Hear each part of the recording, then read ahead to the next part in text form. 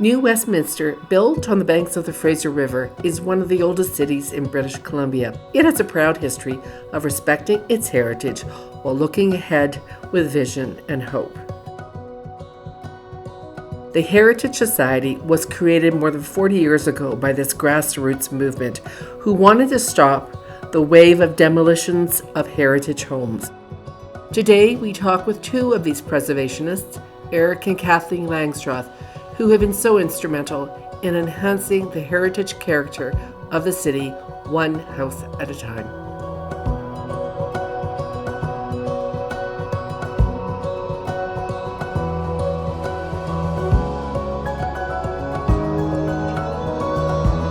New Westminster today, especially in the Queen's Park neighborhood, is way different than it was in the 80s, when there were so many houses that were run down, many that had been or still were rooming houses, and people bought them because that's all you could afford. You couldn't afford the finished house, so you bought the fixer-upper, and we just all fixed up the houses and restored them.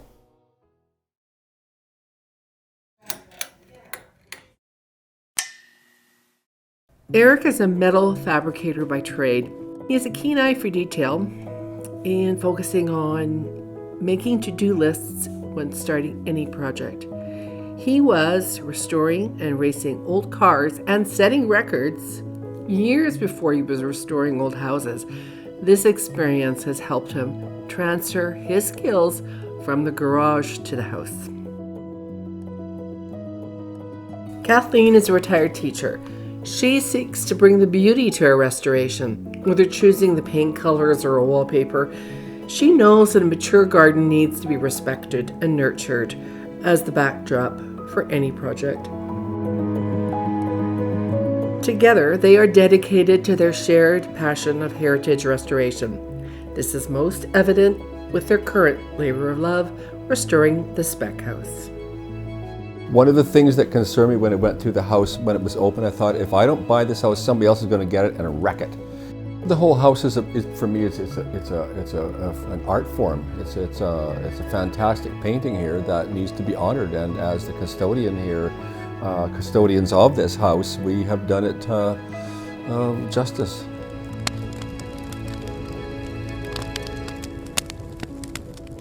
To be a custodian is to be a caretaker of a home and to respect the home and know that you are in it now, but you're going to pass it along to somebody else who hopefully will love it and cherish it as much as and respect it. And respect it, yeah. We have honored the architecture of this house, and E.J. Bowen was the architect, and anything that we've had to adjust or make changes to, we've done it exactly as if it looks all original to the house, and it's come out really well.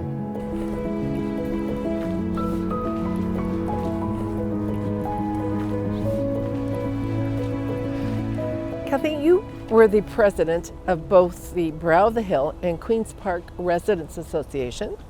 You were very helpful in achieving the heritage conservation area in Queen's Park. What are your thoughts on the HCA? Well, first of all, I was merely the president during the HCA, so it was the entire board of directors, but more importantly, it was the entire Queen's Park neighborhood. There were hundreds of people who supported and backed the heritage conservation area, and that all came from a house that was up the street on 3rd Avenue from where we are now that was torn down. And we're just outraged that somebody would tear down an absolutely gorgeous home that did not need to be torn down. I just happened to be there when the HCA came through, but we had an incredible board of directors that supported it and the community as well. I think it's done wonders to protect the homes. 1940 and older are protected, and that's given stability to the neighborhood because you don't want these homes to be demolished willy-nilly. And what was happening before the HCA is people were coming in and taking down houses without any respect to what they were and their heritage value, and in many instances, even the condition of the homes. After years of community consultation, the Heritage Conservation Area was established in 2017. It has led to dialogue about how the city will balance the need for density and heritage preservation.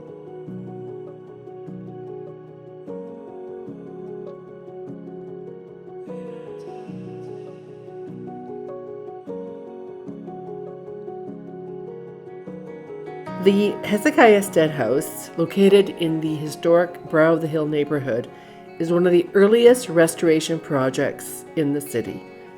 And this is where it all began for Eric and Kathleen. So this is the Hezekiah Speck House. It's built in 1901. We're in the Brow of the Hill neighborhood. You embarked on this restoration project in 1987, the year you got married, you two. Tell us about some of the obstacles, some of the joys, and any advice you could give homeowners who have big dreams and maybe limited budgets. Well, I think the biggest advice I would give to people starting out is to not jump in right away and with a bunch of preconceived ideas as how they should fix it up. Get in the house for a while and enjoy what the bones of the house are. When we first got into this house, it was a 6-room rooming house here in Brow of the Hill, which I term Big Sky Country because of the view you can see from the airport to Mount Baker on the Fraser River. It was a really great view. We gained a passion for fixing up old houses from this house and became part of the what I call the old house club of fixing up old shacks, and it was great. And this is a Victorian house, and so Victorian houses are a little elegant, more glitzy to restore because they've got so many details.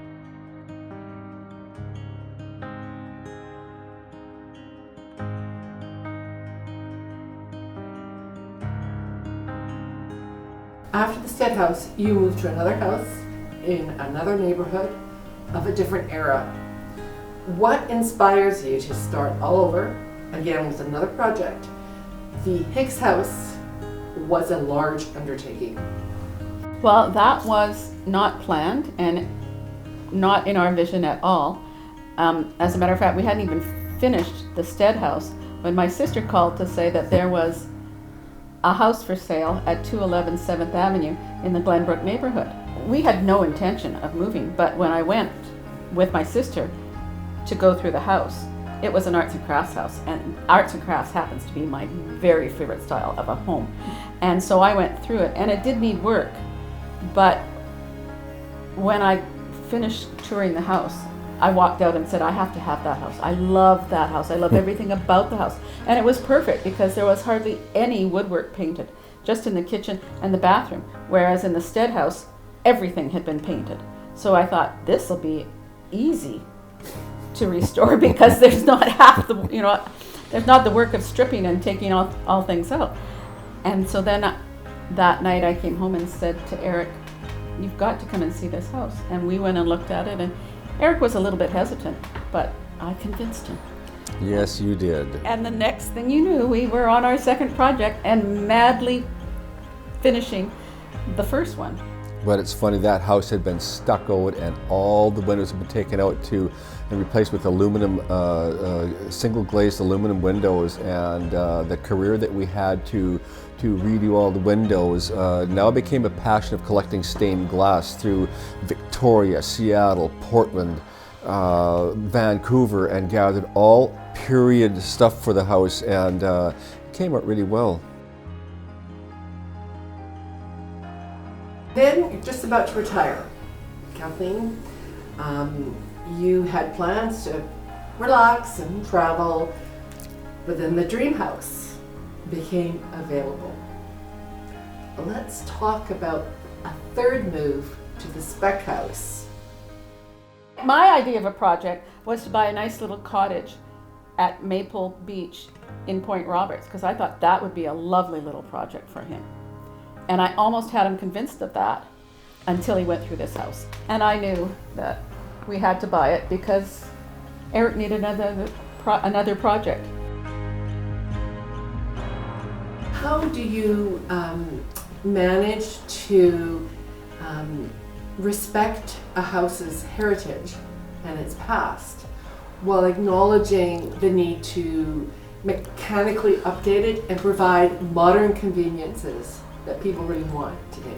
For me, the look of the period fittings, and you can't do it in the kitchen because we don't use a wood stove anymore, and we don't have an ice box anymore. But I mean, kitchens and bathrooms are what make the place fit to the 21st century, the 22nd century, wherever we are here, and it has to work on a modern basis and be convenient, or else it's just a museum and you can't live in a museum. And so like even old toilets and stuff, I put modern guts in them so they work properly, and sinks and things like that I've had all refinished and stuff that are very much period stuff, but they have modern taps to them and things, but they don't look new. So sourcing vintage looking parts, you really have to know where to look to be able to find those things that look original, but they are modern and don't require any old-time maintenance that people can't do anymore. And so that's a big part of what we try to do here is just make it look period, but make it work modern. Eric and Kathleen have been active volunteers for the Society's Heritage Homes Tour, whether it's by opening up their homes or helping behind the scenes. They understand the event is important for heritage education and advocacy. The tour is also essential in helping the community acknowledge and respect the past while we all work together toward a more thoughtful and resilient future. And for me, it's an honor to showcase the houses that we've been in. And again, the last house, the house on 211 7th Avenue, the Hicks house, we had that on twice as well in a as we got it state and in a finished state. And then we've only had this house on once at the 40th annual tour. But it's good to show people the progression of what you too can do, and and empowers people to kind of take it on themselves. And that's what it's all about. What do you think the future holds for heritage preservation in our city? Well, I think we have done our part, our generation, and I think you pass it on to the next generation for them to carry on. We have restored 3 homes, but also so many other homes have been restored throughout the city by other people, and they are in great shape to last for the next 100, 150 years.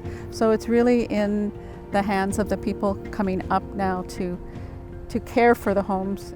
It's important that we maintain the character of the neighborhood and that we also maintain the green space, because the green space is as much part of the built heritage as the buildings themselves. So it's important that that green space is maintained and that the densification is gentle. It's important as well that the next generation of heritage people, the younger crowd, kind of carries the torch and respects the heritage that we have here, so that all the work that we've put into getting these neighborhoods to look the way they look, that they didn't look like this 30 years ago, that kind of gets maintained. And so, be the custodian of your houses here and carry that torch proudly, because it's your future.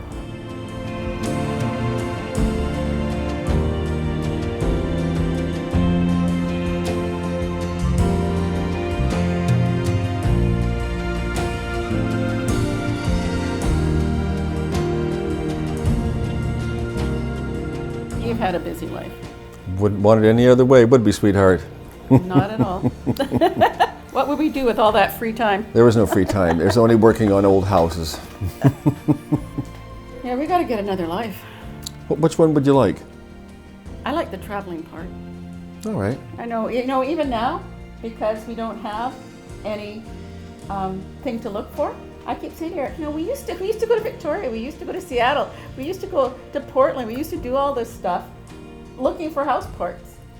And I said, we never go there anymore. And he said, that's because we don't need any house parts. We've got them all. Yes, absolutely.